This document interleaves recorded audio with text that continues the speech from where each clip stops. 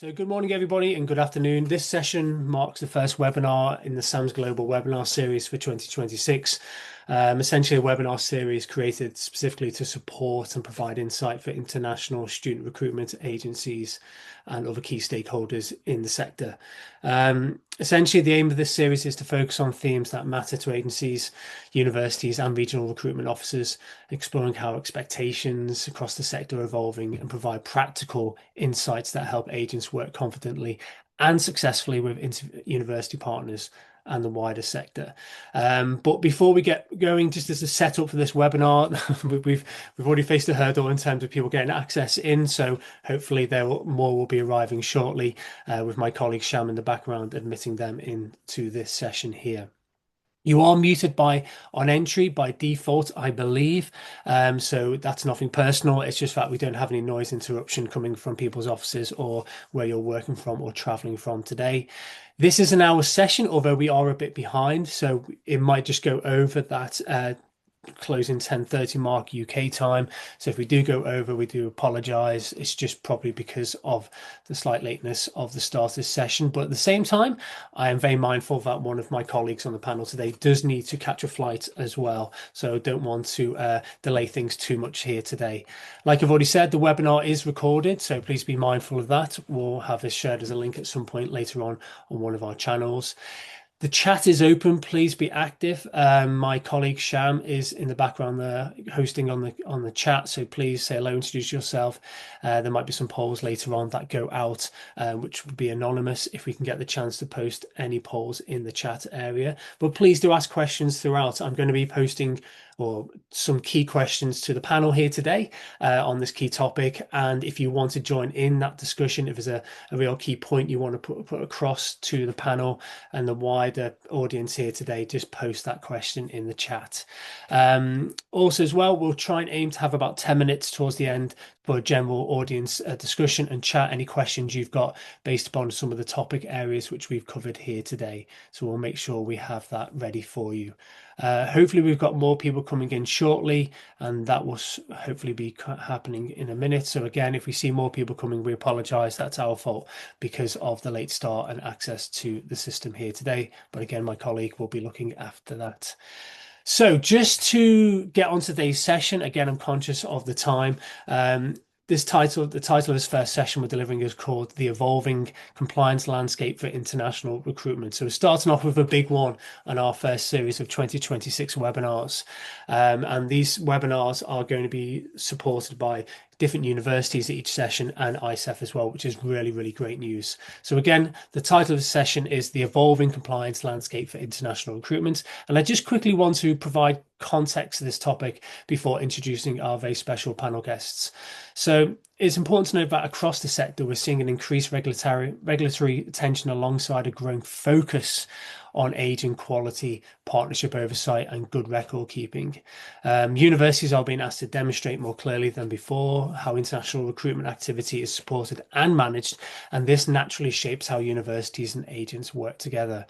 For agencies, this doesn't mean added more complexity for its own sake. Instead, it reflects a clearer shared expectations, a greater emphasis on consistent documentation, and increasing need for transparency in how recruitment activity is recorded and communicated. This webinar is designed to help agents understand what has evolved across the sector, gaining clarity on what universities are now expected to evidence, and explore practical, manageable ways to reduce risk and strengthen long-term partnerships. This session is very much about guidance, insight, and alignment, so not enforcement in any way. It's about recognizing that shared responsibility universities and agents have in supporting ethical, high-quality international recruitment. So from that introduction, I'm now going to introduce the panel. So today, to help discuss and navigate this topic of discussion, I'm extremely delighted to be joined by two panelists who bring extensive experience and insights for agencies and recruiters. Firstly, I'm joined by Sandy Bangal, who is an ICEF consultant and an internationally recognized expert in English language assessments and international education standards. Sandy brings over 20 years of experience working with universities, governments, and sector bodies on compliance, quality, global standards, and across international education in terms of the support through ICEF's work and strengthening transparency. Sandy, it is a pleasure to have you here today.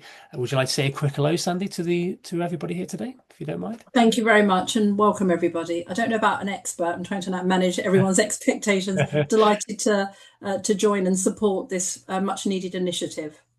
Thank you, Sandy. And you certainly are expert for sure. But thank you so much for joining here today. And Sandy's extremely busy today. I know she has to fly off literally to catch a flight straight after this session. So I'll try and do my best to keep to that original time, but it might go over 5 minutes or so. But thank you, Sandy. And secondly, I'm also joined by Paul Davey from the University of Leeds. Paul leads on agent management at the University of Leeds, UK, and is responsible for ensuring quality and compliance across the university's global agent network. With significant and highly respected experience, Paul brings a clear university side view of what oversight looks like in practice and what institutions are now expected to demonstrate. And good morning, Paul. Thank you very much. I don't know if you want to say a quick hello as well. Yep. Good morning, everyone. Thank you, David. Uh, this is a new role, and I think there'll be many more roles like it coming across the universities where somebody's dedicated to agent management and making sure the university is doing what they need to do regarding the agent quality framework and any other compliance or legislation that's coming our way. And I'm just like one of many universities just trying to wrangle with it and make sure we're doing the best we can. Thanks, Paul. Perfect. Thank you so much indeed. That's great. Well, thank you both, and thank you for the audience as well. So let's get started again, conscious of time. So we've got a few questions to get through here today. And please, to the audience as well, anything you want to add to the key questions put across to the panels today, please post them in the chat box. So let's get started. So the first question we're going to have today is this. How has the compliance landscape for international recruitment changed in recent years, and what has driven those changes? So again, how has the compliance landscape for international recruitment changed in recent years, and what has driven those changes? So I'm going to go over to anybody in the panel on this. So whoever wants to jump in first on this, whether that is Sandy or Paul, please, if you want to go forward, that'd be great. And by the way, my colleague Sham has posted the question, which I've just posed towards Paul and Sandy in the chat box as well. So you can reference that as well if you didn't quite catch the question. So maybe Paul, if we can start with you, Paul, if you want, just from the university side of things, obviously with your feet firmly in the sort of agent management side for university, if you don't mind, what's your thoughts on this in terms of that sort of change over the years, if it has changed? Well, more recently, obviously the agent quality framework came in, but the agent quality framework is really a best practice framework. There isn't really anything in there that necessarily have to do at the minute. And that's when the AQF pledge came in, which gives us a little bit, if you've signed up to the pledge, which I think most universities have done now, there's a clearer guideline on some of the things you've got to do. But slowly, other things are creeping in. So we now have the BCA metrics, I believe, and now they've put the AQF onto our sponsor license. We're not really, it's not clear yet what that's going to look like and what expectations, what we have to deliver. At the moment, it's just the pledge and the BCA metrics and the agent on the CAS information, which has more recently come on. Well, we're all sort of dealing with and trying to, I'm sure a lot of our agents out there are probably struggling with all the requests for agent branch data and contract contact names and who's your legal business name. Requests from all the universities to then be able to help us when the 7th of April comes round. But I mean, there are other sort of legislation that's come out that we're having to comply with. So there's something called the Economic Crime and Corporate Transparency Act. I believe it came out in 2023, but more recently in September 2025, there was an update where if fraud occurred, and it was deemed that that company didn't put anything in place to prevent it, you could get fined or people could go to prison higher up. So it's the failure to prevent fraud which has come in. And there are a couple of other things coming over the hill. So I've got an email this morning. So there's some new anti-money laundering regulation coming in. So now universities will fall in under a formal anti-money laundering sort of legislation. and there'll be clear guidelines on having to check, do customer due diligence, which I assume will be on your students, and there'll also be source of funds checks. So that's either be the student if they have the money, or possibly mum and dad if that's where the money is coming from. And there's another one called OFS Condition EA possibly coming in, but we can talk about that maybe later if we get time. Perfect. Thank you, Paul. And just on that point, do you feel more than ever there's more legislation coming into the sector, or do you think this is just a sort of the peaks and troughs of legislation sort of overarching on the sector? What's your thoughts, or do you feel this is really ramping up in some sort of way for universities and agencies? I think it's going to be an ever growing. This is the start of each year a new layer of legislation and compliance is going to be built on agent management and international students and universities, and it's just going to get more complicated as we go.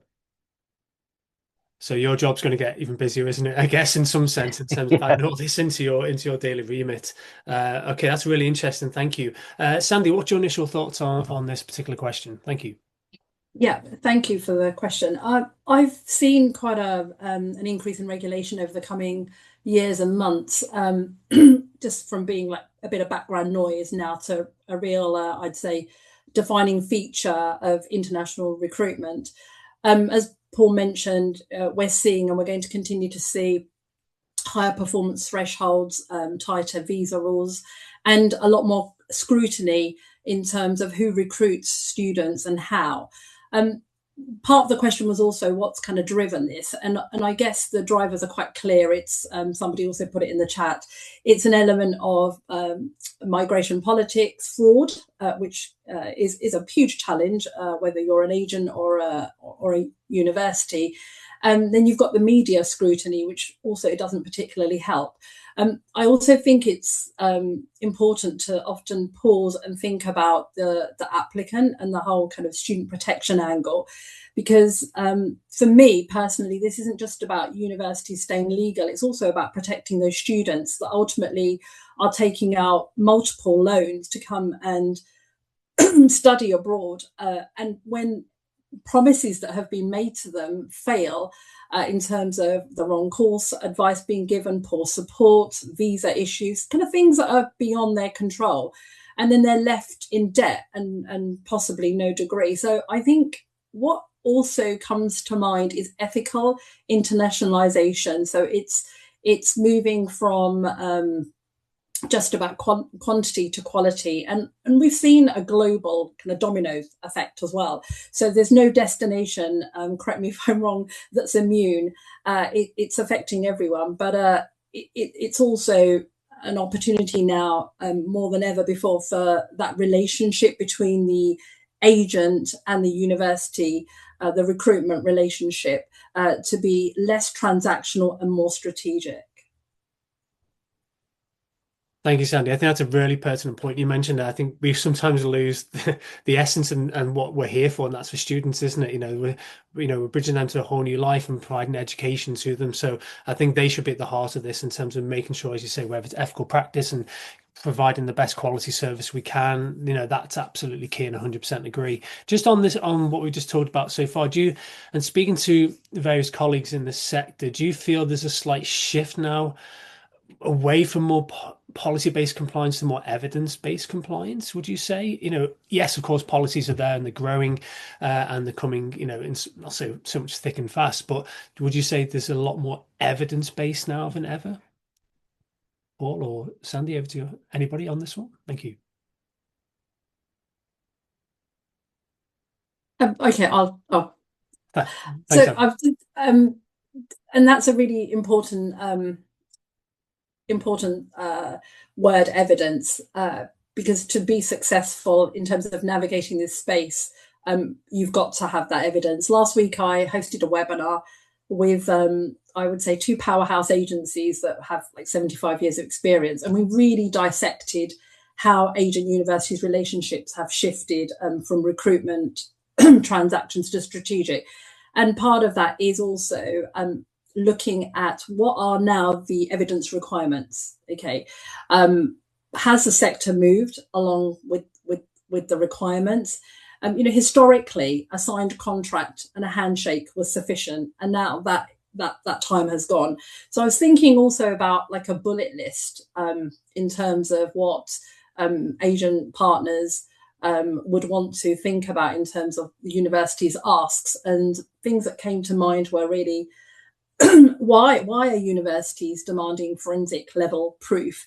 And there's things such as training certificates to ensure, Paul mentioned the AQF, how acquainted our colleagues are representing a university, whether that be an aggregator, but whether that be an agent, whether that be someone in country, whose responsibility is it to ensure that they are well versed and they understand what the ask is. Things like marketing, pre-approvals, flyers, social posts. How is your institution in line with AQF, in line with the increased compliance and regulatory framework? How are you being represented? How are you doing those checks? And then the other thing that also I thought that came to mind in terms of evidence was kind of keeping records in terms of logs, the communications that have been had with the student, in terms of the advice given, because that advice is going to be slightly different, not just depending on the market, but also because of this increased compliance and regulation. We want to ensure that the information that the agent needs to be aware of, that the university has provided, or the agent is aware of where to go. And then there's things like visa refusal rates, breaking that down, understanding why was the student refused a visa. That works both ways. And it's just, again, about ensuring the accuracy of what's been presented on behalf of the university and managing those expectations. Yeah, thank you, Sandy. Yeah, I think you're absolutely right. I think there is loads of great work. There's so much great work agencies are doing in terms of their service delivery, but there just needs to be more evidence and recording of it. I think with the job I'm in terms of ed tech, with the systems we provide, it's that need to make sure that agencies and stakeholders have the ability to show the great work they're doing. And like you say, yes, it's nothing too new, so to speak, on some of these policies, on the evidence that needs to be provided. It's just evidencing it in the first place, which is quite key in that sense for sure. Paul, do you want to add anything to this particular point? Thank you. Yeah, so like when the AQF came in, a lot of universities might have gone, do we feel ready in case of a UKVI audit? And so last year we had an internal audit. So internal audit's like your internal police, to be honest. And they were looking at AQF compliance. So just to give you an idea of some of the things they were checking for, when they looked at, say, agent commission, they asked for a list of all the transactions that had gone through the agent commission account that year. So they would then sample some. So they'd say, right, for those transactions, can you give me a copy of the invoice that matches the amount that was paid? That's fine. Can you give me a copy of the spreadsheet that agrees the figure that's been that matches the amount on the invoice? Then the next step will be, well, you're saying all these students in this list are commissionable, so presumably they're all tagged. Can you show me the tag to the agent in your database, in your system? Or you might have more than one system. We do. And then, right, I can see the tag. Can you show me the request to be tagged? And then maybe the evidence that went with it. So when we are coming out to agents and asking you to follow a certain process to be tagged to an applicant, it's not because we're trying to be difficult. It's because we know that an auditor is going to come in and ask for the evidence to show the formal request, and that we're going to have to be able to provide that.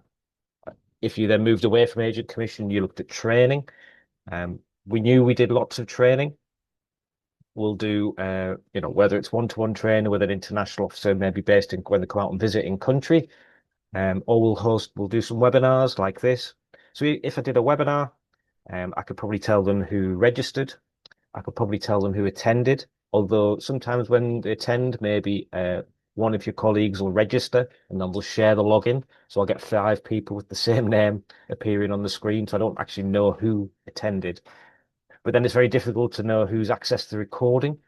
So you don't really have full records for, say, training, because training can indicate competence and also engagement. So what I've started looking towards is maybe alternatives. So maybe we need universities will look towards a training platform where each councillor would have their own login and we can see who's logging in, who's doing what training and how much they've completed. So that I know the ones out there like I think Apply Board's got Train Hub, ICEF has Train Your Agent, Accept One has a training platform. Or most universities provide courses that could probably create something on their own platforms if they wanted to. But yet in this, and that was just an internal police coming in. I don't think many universities yet have been audited by the external police, UKVI, now that the AQF's sort of, there is a date, and I think it's soon. I don't know if it's January or February, where they're saying that the AQF is put on your sponsor license now. So we don't really know what that's going to look like and what they're going to ask for. But everyone's panicking a little bit that are they ready for whatever they're going to ask for, and that they've got the evidence and the bits of paper and the spreadsheets there ready to go.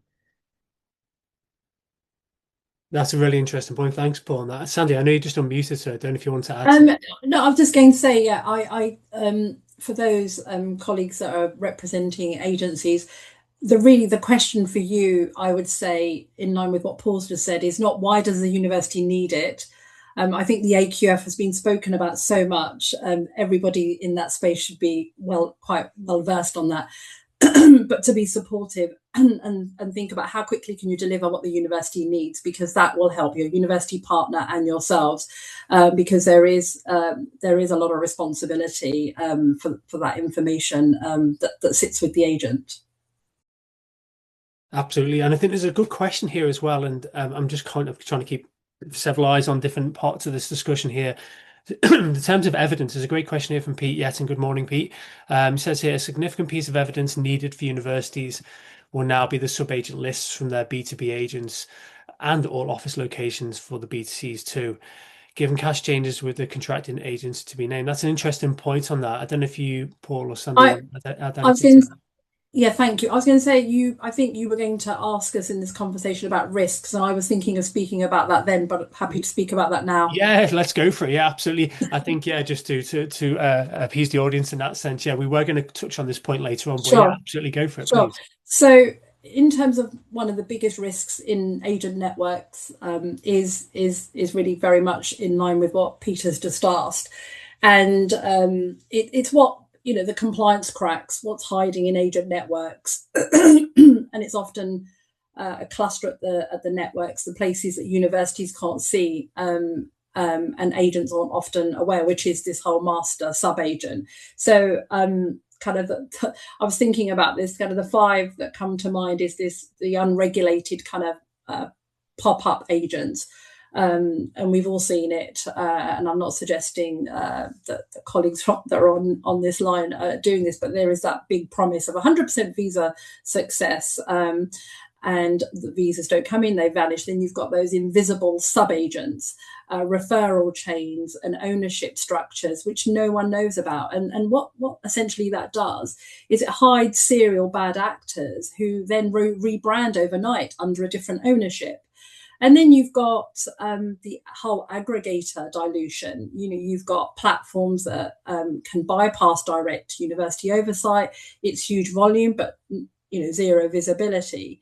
And then you've obviously got the high risk markets where visa pauses, which could be partly also driven by these bad actors, and the master agents, in country reps, each really need to maintain an accurate, up-to-date list of all sub-agents. And I know Paul will speak about this in terms of the universities or the Home Office's expectations, but there needs to be more transparency in terms of these referral chains, because the UKVI will ask when investigating, but irrespective of that, it is a responsibility to provide your client, which is the university, with that information anyhow. Have those up-to-date lists, and share that responsibility. The responsibility of AQF is not just with the university; it's a co-owned compliance space. So agents should not think that they can treat this as thinking it's a university's problem. Essentially, it is, but the way in which we're working together, compliance must be jointly owned, or both parties lose. Thanks, Andy. That's perfect. Thank you. Paul, do you want to add anything to that? Yeah, because the AQF sort of got three parties involved, which is the applicant, the university, and the agent. And conscious that so there's a guide that's out there for applicants now in helping them choose an agent. But originally, when the AQF came out, a lot of it for the poor agent was towards them. I think there were 7 documents. One was for the student applicant, one was for the university, and the other 5 areas were for the agent. Um, and I think that's maybe changing a little bit now, that actually there is a little bit more on the university. And there's other stuff outside of the AQF, all this other legislation that's coming in that's now creating extra compliance for the university. So they've got to raise their game. And that's sort of the areas that I've been talking about, is what universities need to do to raise their game. Um, I've just lost my track of thought now. All right, take your time, man. It's all good. Oh, that was so, and I'm conscious that, so like the agent on the cast details, it was sort of like, it felt like it was being talked about, it was being talked about, it was being talked about, and then it was like, right, it's in. And there's been this almost like mad panic um to get it all sorted and put it on the table and get the information out for April. And I do wish that we're in a situation where we could, all the universities could almost club together and just ask the agent once for the information, as opposed to, I'm guessing each agent, how many is it like 130 something universities, that they're all probably then asking the agent individually. So all your inboxes have got 130 odd emails, all asking for your branch details or your legal business name or your contract contact name. And as alluded to, I think more regulation and compliance is going to come in. That's not going to change each time something new comes in. There's going to be a new 130 odd emails, and it feels like if we know that's going to happen, I'm sure we could do a better job of all clubbing together and being able to make it a bit easier for everyone involved. Sandy, I know you went unmuted there, so I don't know if you wanted to add anything there. No, I was just going to say it's a shared collective responsibility. UKVI really don't care whose fault it was, but the penalty lands with the license holder, which is the university. No, absolutely, absolutely on that point. I just want to go back to something you mentioned before, Paul, about your internal sort of tracking of, the chains of the trails of the audits. Do you both see that it's going to be more of that audit trailing going towards agents moving forward in terms of that trailing of audit requests? Do you think that's something that will be more prominent moving forward? Well, I was a management accountant for quite a long time in the university, so I come from a finance background, and if you're being audited, that's what I would expect. And I don't think maybe historically agent management's maybe being audited, um, really. So I think especially for the international office space, it's quite a new thing being asked for.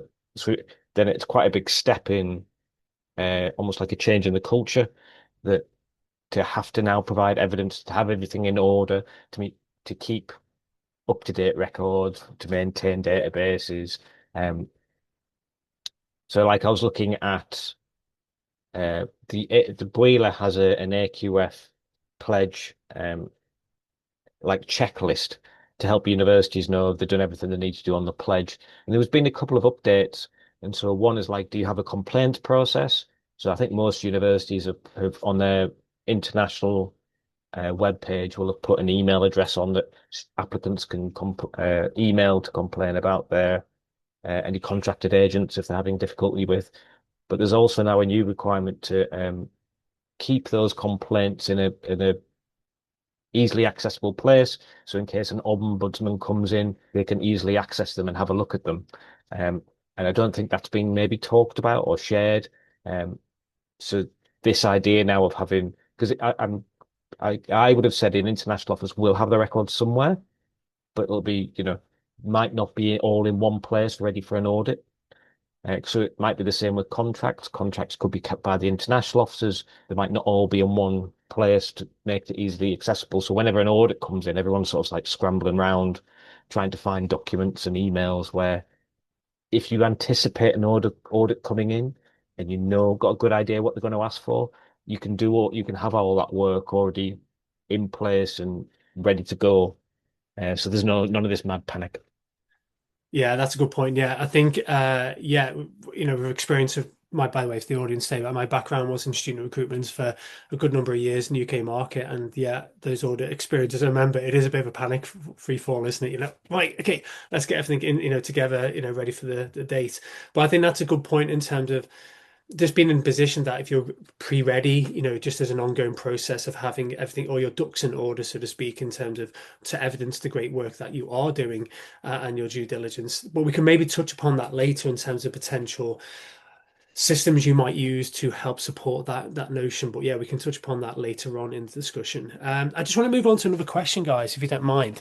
And this is just, to look at risk and the impact. Where do you see the greatest compliance risks emerging within agent networks today, and what might be the impacts of those risks for both of you, Paul or Sandy, on this particular point? And thank you for my colleague Shan for repeating this question in the chat. So again, where do you see the greatest compliance risks emerging with agent networks today, and what that potential impact might be on the network as well? Thank you. I think, yeah, thank you. I touched on this earlier. It's that whole understanding master agents, sub agents, and that shared responsibility.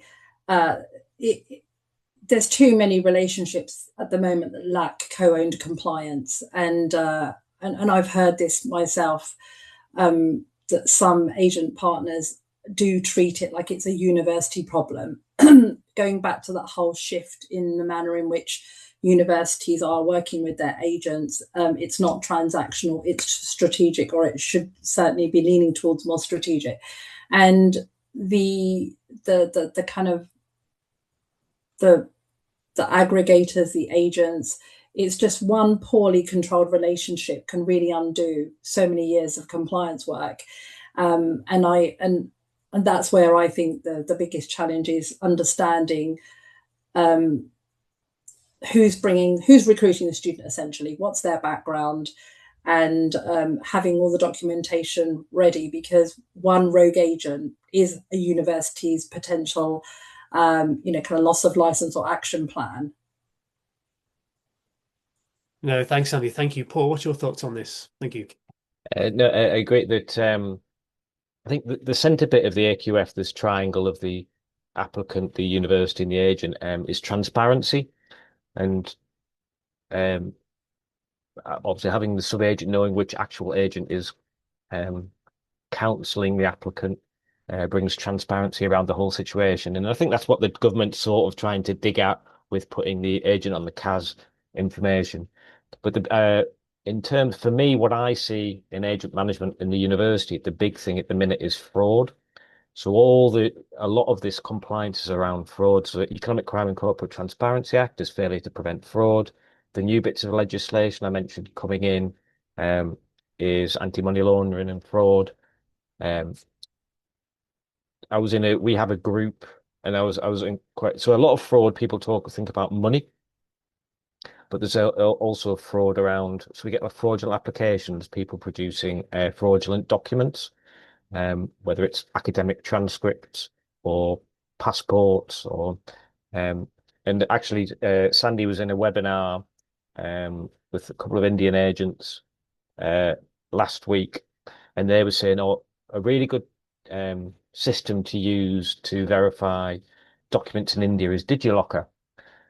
So I asked our admissions team, it's like, do we use DigiLocker for students from India for their applications? I'm like, yeah, we do. They said the problem is now the fraud's increased. So actually there are fraudulent DigiLocker websites that are being created to host fraudulent documents just to make the landscape even more complicated. Um, so yeah, for me, it's coping with fraud at the minute that's the difficult one. And there's like several anti-fraud campaigns running at the minute where people are trying to sort of raise awareness and provide tools and softwares and assets to help raise um, awareness of that. Thanks, Paul. Perfect. That's great. Thank you so much. Sandy, I don't know if there's anything else you want to add to what Paul's just mentioned there. Thank you. Yeah, I was just going to say on the another topic that concerns a lot of institutions is English language, fraudulent English language scores. So I think going back to that whole sub-agent, master agent, the master agent also needs to ensure that their sub-agents and other partners are aware of what's happening and what things have been put in place, what steps have been put into place to ensure that those extra checks are carried out, and tools such as what Paul mentioned are being utilised.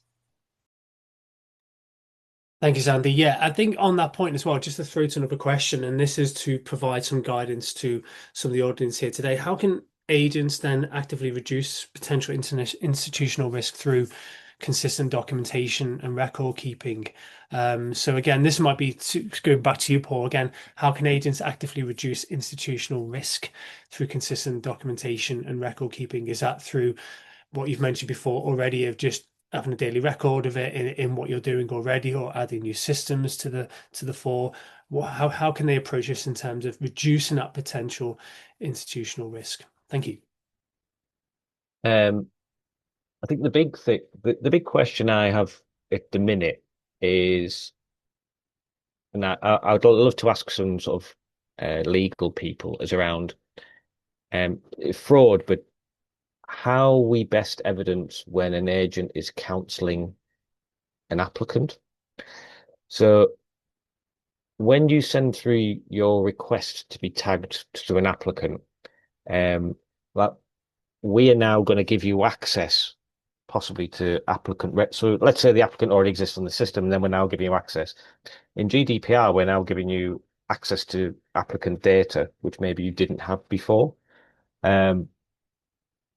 So I think there's a big piece of work about what's in the sector, what is the best form of evidence to show that you are counselling a student, and that let's say you ask to be tagged to an applicant who you haven't really counselled, is that fraud now to be saying that you're counselling a student that you haven't really done? So the agent now falls under a possible act of fraud, but then the university also, because of Economic Crime and Corporate Transparency Act, now falls under failure to prevent fraud. So it's become a very complicated and tangled web.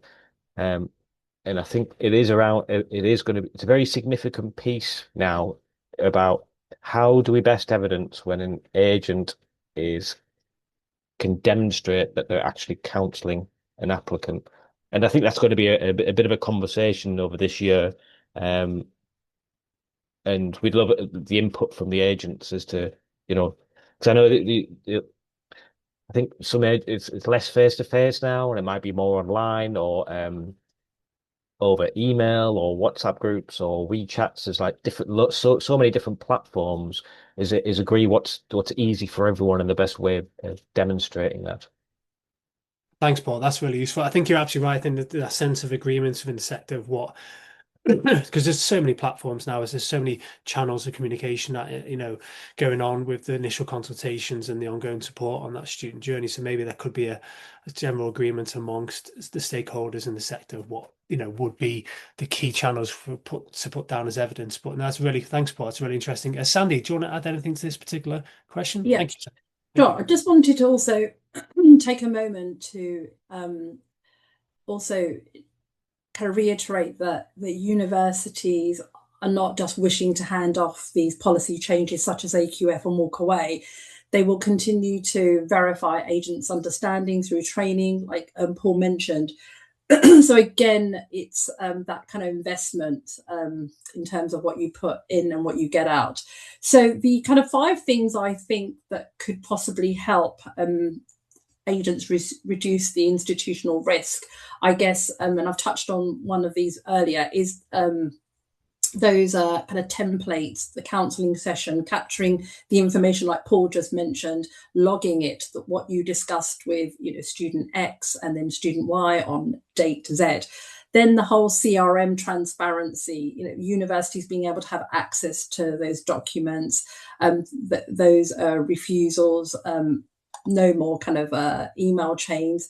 And then thirdly, the refusal debriefs. I don't really know how these work, but I feel that there should, going back to somebody mentioned transparency, refusal debriefs are so important, and maybe sharing these on a monthly basis,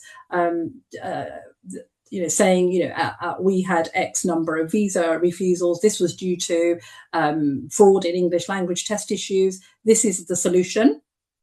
And then fourthly, looking at auditing marketing in terms of what's being shared on behalf of the university, whether it's a WhatsApp blast or a social media post or a flyer. And then fifthly, something that I think is not going to go away is that whole sub-agent disclosure, full ownership maps, in terms of who is involved with that student X, Y, or Z in that entire A to Z journey. Thanks, Andy. There's some really, really good points there you mentioned. I think, as you say, it's just evidencing that best practice of consultation and the great work that consultants are doing. And I think having some measurements of that work with certain systems, we might touch upon that question again shortly before we go to the audience for questions. But some really good points there. Paul, is there anything you want to add that from a university perspective on some of the great points Sandy put across of certain ways to evidence and support this case? Thank you. Sorry, I was thinking like, sorry, I was probably going to move early and ask some questions to the agents there, but so all this AQF and compliance and all the other legislation that comes in, universities are wrangling with it, and so a few of us, are getting together to try and work it out and agree some sort of standards between us of what's a good way of dealing with some of these. And I was just curious as to know whether some of our agents, whether any of you are taking that approach as well. You're all in the same boat trying to wrangle with what's being asked of you from the AQF and from the UK universities. Are any of you getting together and trying to put your heads together and work to try and agree what might be a best way to approach it? Sorry if I preempted your question. No, Paul. I think that's really, really good point, because we've had discussion before, Paul and Sandy, and other conversations where, in our sector, the universities have, different platforms and forums and events where we do have these discussions and how we can collaborate and potentially move forward with new policies on the horizon, government changes, etc. But I think that's a good point in terms of how potentially from the agent side of things, how they can come together and collaboratively support each other. And anybody who's got any ideas of how that could be administered, or how there's any ideas that could be sort of consolidated as a collective supportive network, please post in the chat. That's a really good point, Paul, on that. Just also as well, I think, from my background and what I work in with systems such as CRM, I think if you've got systems in place to support you to just record and evidence what you've got in place of the great work you're doing, whether it's the initial consultation at the start of the journey or collecting documents in terms of that due diligence of compliance, of record keeping, and the ongoing nature of that student sort of consultation. If you do have a system in place, then it's easier for you. You've got the evidence of the great work you're doing. But at those moments in time when a university partner says, we've got a bit of a case here, can you please provide that evidence, of that work you have done and where they've come from, then it's a few clicks of a button, rather than those scenarios which Paul and I mentioned before in terms of that panic of an audit going on. At least you can just evidence it fairly quickly in that sense.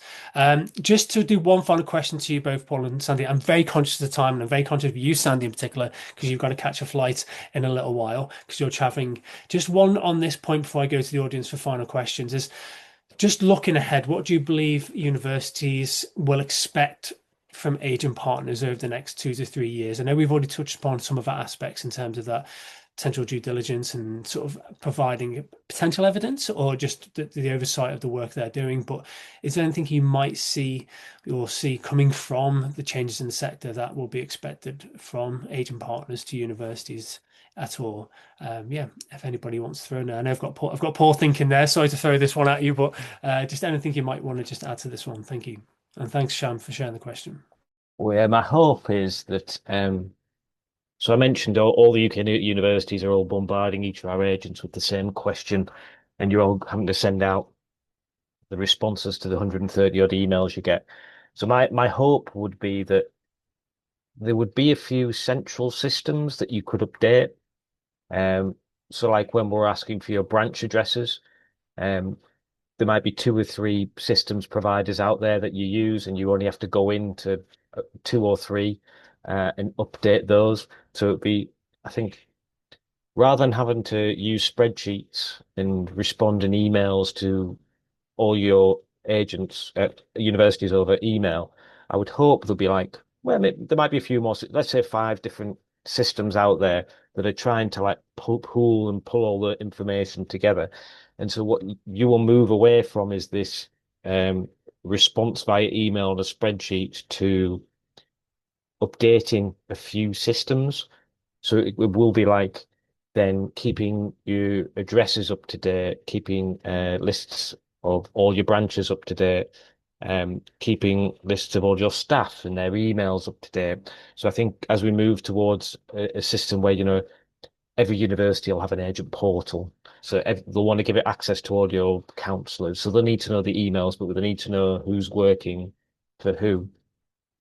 But we also need to report on that. So then we can also see which ones have done maybe British counselling certification, which agents are also like ICEF accredited or AIRC accredited. So I think there'll be more of this. If you could just have to update 3 to 5 systems, but then the API into everywhere and everyone gets the information, that's where I hope the world would move to instead of, say, just responding via email and sending Excel spreadsheets everywhere. Fingers crossed on that wish list there, Paul. Yeah, I think some really good points on that. Thanks, Paul. And Sandy, just your thoughts on this last question to you Yeah, guys. really, really briefly, I think it's also thinking about agents thinking about which universities they want to work with, and university thinking they're having a match where they've got the agent that kind of mirrors their ethical standards. The other, which is an interesting one, is more outcome based, looking at results beyond recruitment, looking at graduate outcomes, looking at progression, salaries. And thirdly, that proactive compliance culture where agents are regarded as solution partners. So it's not about policed agents. It's again being on top of the visa refusals and ensuring there's lots of data. There's lots of data-driven ideas that are presented to the universities. So it's very much a co-owned compliance space. Perfect. I could actually unpack a lot of your answer. Paul, did you want to add something to that as well? Just Yeah, no, so when we talked about like, so we're probably going to be asking agents to have maybe there might be slight changes in culture. So we found that with our agent portal that maybe an agent would really like to have a more generic email address, and that maybe a few staff would normally access that, so they could get covered all at different times of the day. But actually, in terms of wanting transparency, what we're really saying is, well, each member of staff should have their own email address and should be logging into that, and then we can see who's logging in, and we can see if something unfortunately bad does happen, we can identify who that is, as opposed to, well, we know it's that email address, but you've got 10 different staff who access it. It's one of those, but we don't know who. Um, that that would be a big change of culture for agents, and I think there'll be more of that type of thing that will come up as we move along.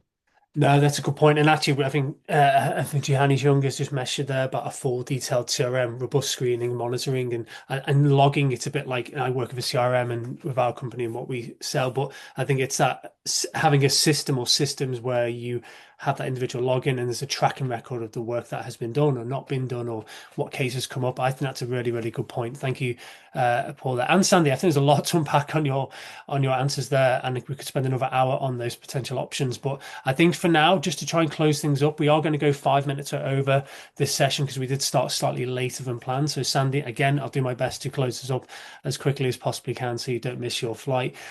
Firstly, big thank you to Sandy and Paul that answered those key questions. What I did in the background in the last 15, 20 minutes, I did post a few polls as well. I've already shared, you've answered them, which is brilliant, and I've shared the answers. I thought just for that first question, how do you manage your student pipeline today? Top answer choice there was a mix of tools, followed secondly there by an education specific platform or CRM, and thirdly it was spreadsheets as well. So we've got they are the top three there on those questions and answers. Sorry, question and answers. And on the second question, what is your biggest challenge in meeting university compliance expectations? The top answer there from what I can see was tracking student activity and communications, followed by document collection and version control. So really interesting. And thank you everybody for answering those questions. If anybody wants to post any questions now in the chat to ask Paul and Sandy on any of the points we've covered so far, or maybe anything we haven't covered in relation to this particular theme and topic, or anything related to those polls in the chat, please post now. We'd be, all ears to have a listen to what those questions are. Or if my colleague Sham has any which we have missed and he feels quite pertinent to answer now, please just let me know. We'll answer them for sure moving forward. Let's have a look. So I've only got two questions there. Tony, so Tony, you want to ask a question? Is that right, Tony? If it's possible. Yeah. Hi. Morning, Tony. How you doing? I'm good. Let me just find my camera on. So, everybody, can you hear me clearly? Loud and clear and visually clear as well. Thank you. Yeah, good. Good morning, good afternoon, everyone. I like the way you said it, morning and afternoon, David. So, obviously, it works nicely. Obviously, if we're going to be honest, sometimes I'm a little bit too honest.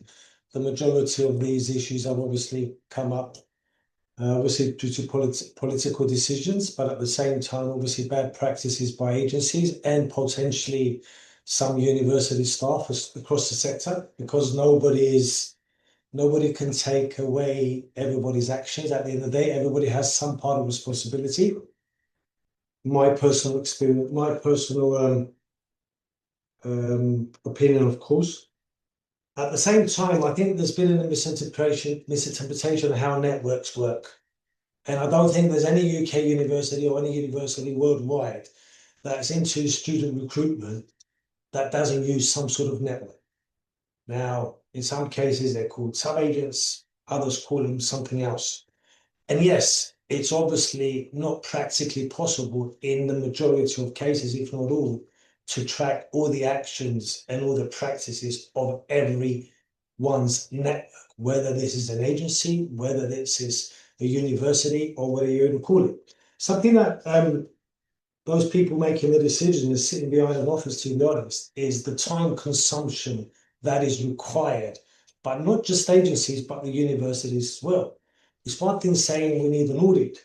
It's another thing, those people that are asking for the audit to actually understand what that actually means in practice for recruiters like agencies, but at the same time, university staff who are also recruiters. And the more the paperwork that is requested, the less time is left for the actual recruitment. And in the end, all we do as agents, obviously this is expressing an agent's opinion, is nowadays we seem to do a lot more paperwork than actual recruitment. In the end, there's only one result. Across the board, numbers will go down, and that's the fact. Forget about immigration, forget about UKVI, everything is time. And the more things you need to do in regards to paperwork, the less time staff have to spend on actual recruitment. Now, obviously, an audit is an audit, and politics is politics. Decisions are decision making, but everyone has to be prepared to take that hit. And the demands of the universities by agencies will obviously be significantly less, or they should be, because they cannot expect agencies to perform the way they have been performing over how many years when they have less time to their in their hands because they're doing a lot more paperwork. Because in the end of the day, you will need extra staff just to deal with the paperwork, which obviously increases the cost. Who pays for that at the end of the day? And also, how do you handle the work network when agencies try to build relationships, not just as a sub-agent network, but with schools?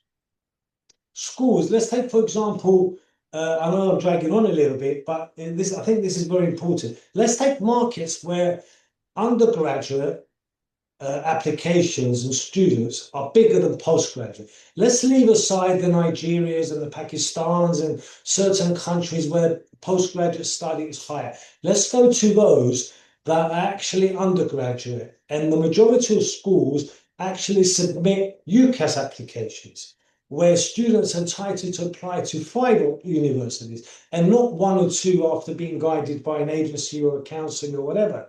Each university is asking for specific paperwork, and that's times by 5. So agencies are having to build relationship with schools to provide more applications for their universities, but at the same time, because the schools are using their UCAS buzzwords, for example, yeah.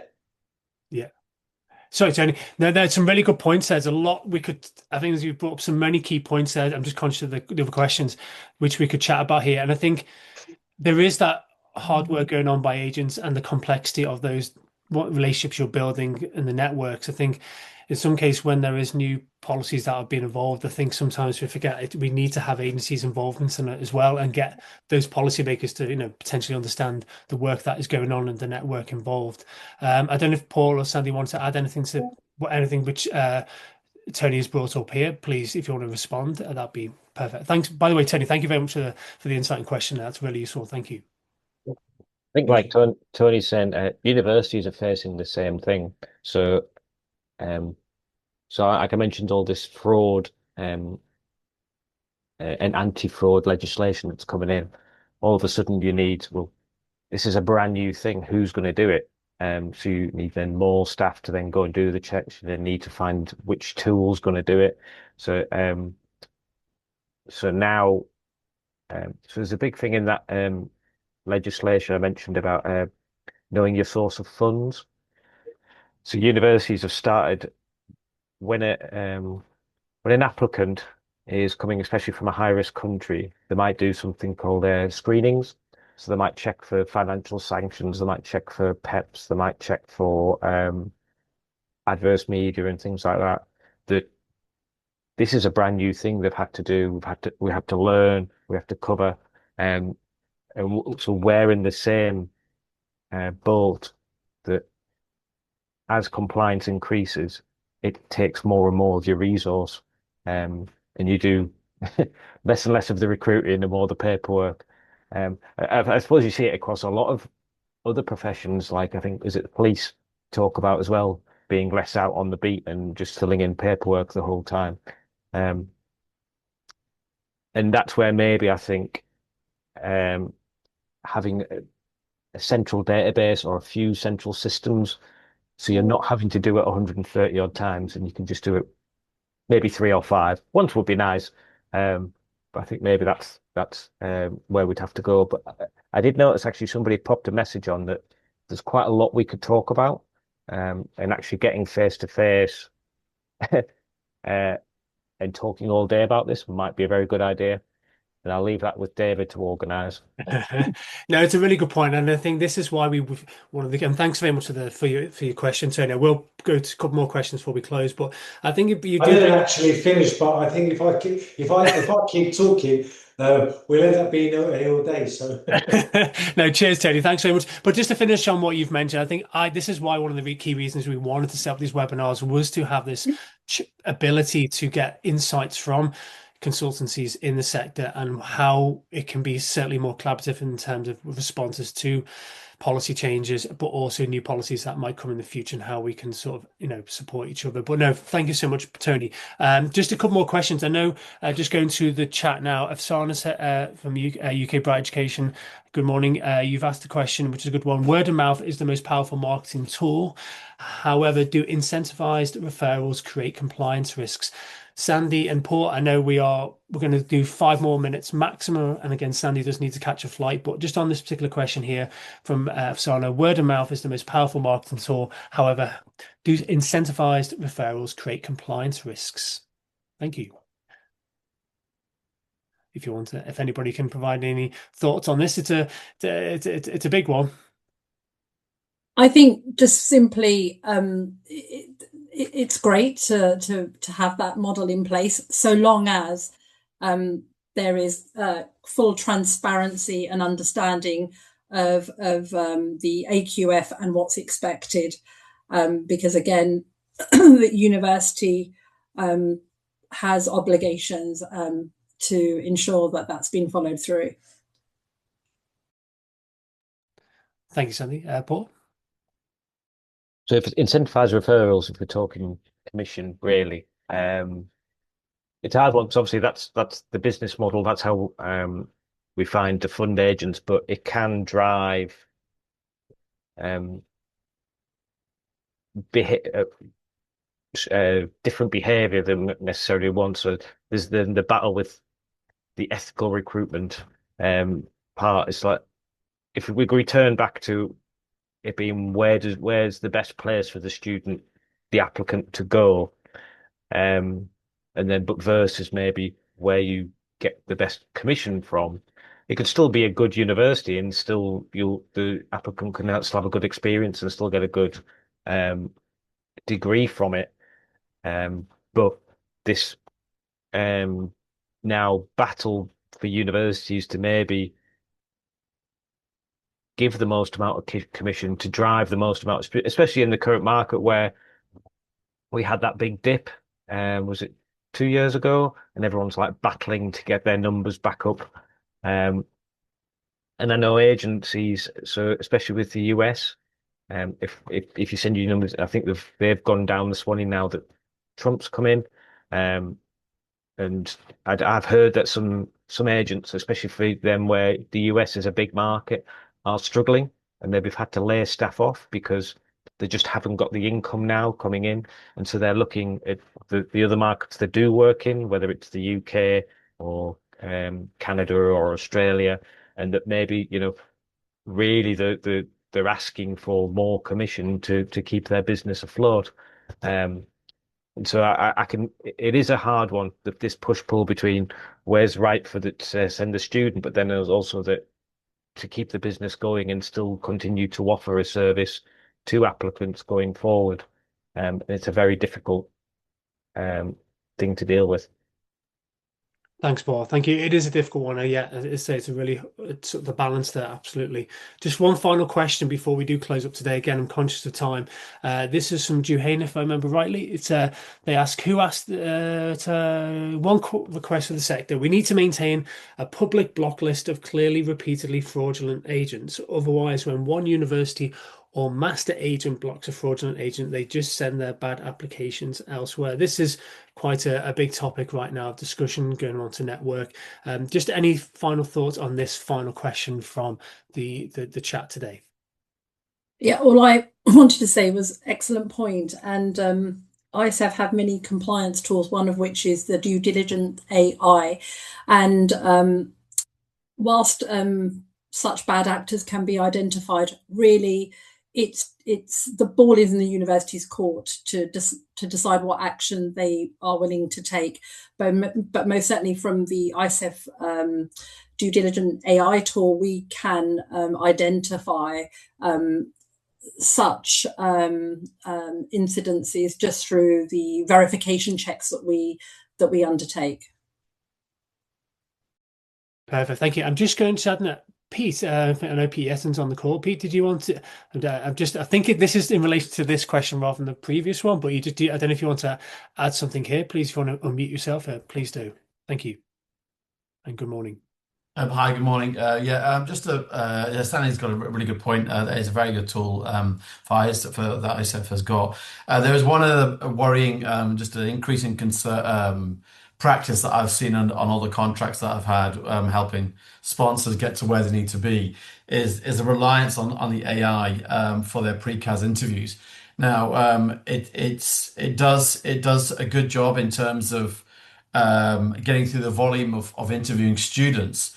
What it isn't so good is it can identify students incorrectly in terms of them having an ID issue or a fraudulent ID. And it could be something as simple as when the AI is assessing and the student is sitting back from the camera with their ID, it will then negatively score that as ID not matching, which can actually then come through into the feedback as being evasive. So that's one problem that they have. The other thing is with the AI model is you have a number of students which can fall through the gaps because it's assessing them not at that right language, that correct language. It is quite easy to see though if they're having face overlay and they're doing anything which is misrepresentation. But the worrying thing for me is the continuing use of AI to get through the volume. We have to be really, really clear that AI does not pick up everything that the university requires during that interview. So you can lose very good students because AI cannot tell between C1 and B2. And I've worked with a very, very knowledgeable IELTS and Pearson's assessor who influences the CFR framework, and we've done an exercise together on this, and it really isn't clear. That means that universities are losing a huge amount of money per each cohort. But going back to Sandy's point, yeah, there is really good tools to be used in that. It worries me about having a knocked list though, David, because it's all quite, I've seen such a difference over the last 15 years way of managing the network. And everything is put on the agent in order to try and resolve it. But we've got a lot of the data. We've got a lot of the proper training of how to help them with their businesses. And we need to also appreciate that they're working their own businesses based on their own model in their own country. And they're probably as naive in terms of when they're starting up of how the business works as just an ordinary business, as I feel sponsors are quite naive in terms of their institution because they still see it as a public body and not as a commercial business. And therefore trying to bring that agent into that family and into that framework where they are making the agent feel part of their network rather than just based on commission structure, I think is a fundamental challenge moving forward. So agents are actually part of the entire student journey and not just front loading at the pipeline at the point of enrollment. So one thing I've done just to end on this is I've done a quite an interesting model with one of my clients where they asked them to try a split commission for the agents. So there's slightly less on enrollment, but then they get slightly more on the re-registration of the student on semester 2. So we're bringing that agent into that part of that student journey, so they really care about focus and they're not just focused on enrollment. So, okay, that's me. Thanks, Pete. There's a lot to unpack there. I tell you what, we could have a whole webinar just on about 3 or 4 of those pertinent points there. Honestly, I'm just going to pick on one, and that's the first one because, again, tech background and tech solutions at SAMS Global is that I often get that discussion meeting agents and other stakeholders about where's the AI? We need more AI. And say, well, hold on a sec. It's not about replacing functions already in systems with AI. You've got to be strategic about this and very careful how you implement it. And like you said, at those key pinch points, especially the compliance side of the visa end of things, if there is a slight mistake from the AI usage, someone's world has collapsed there in the sense that they've put all their eggs on the table, or whatever you want, what sort of phrase you want to use here, because that's playing with someone's, future there. And I think it's not fair on them because, the AI has took the initiative there, thinking they are in the wrong based upon certain aspects. But no, that's a lot of great points there from Peter. I think hopefully if you come to another webinar, please bring these up again because there's a lot we can discuss more on that. Look, I think we have to close now, and because we have gone 15, 20 minutes over. And again, I've said this a couple of times, Sandy does have to catch a flight very shortly. But a huge thank you to all of you who've joined here today. It's been fascinating chatting, and I hope you can join us again for future webinars. Very quickly, Sandy, Paul, any final words before we close up today? Thank you. No, just thank you. And I think we can do a great job by supporting each other. It's a co-owned space, and each of us have got a responsibility and a duty of care. Thank you, Sandy. Thank you so much. And good luck with your trip as well. Thank you. Paul? Just a thank you for organising this. And I do think a longer face-to-face session, especially with agents involved, so we can get their points of view and have this discussion, is a really good idea. And I'll leave that with you to organise, David. I was just about to say, I think that comes to me then to start thinking about that. We'll certainly, I'll here at the SAMS Global, we'll have a really good think about that and how we could maybe orchestrate that and set up some sort of, whether it's online or in-person platform in that sense. But again, thank you both for joining here today and, help to reinforce those potential compliance expectations and how they're evolving. Again, this session marks the first of our 2026 webinar series. We'll continue to focus on topics that are practical, relevant, and grounded in the realities of international student recruitment.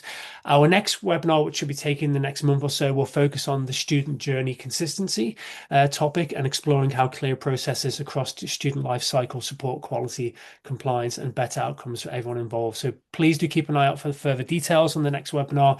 We will have another guest from a UK university and the ICEF team as well. So thank you so much indeed. Thanks again, everybody. This has been recorded. We'll do our best to share that link to the recording at a later stage. But thanks for joining here today. Enjoy the rest of your day, and I hope you have a good week ahead. And thank you very much for joining this discussion today. See you all very soon. Thanks, Andy. Thank you, Paul. And a big thank you to Sham, my colleague in the chat as well. Thank you. Bye for now. Bye-bye.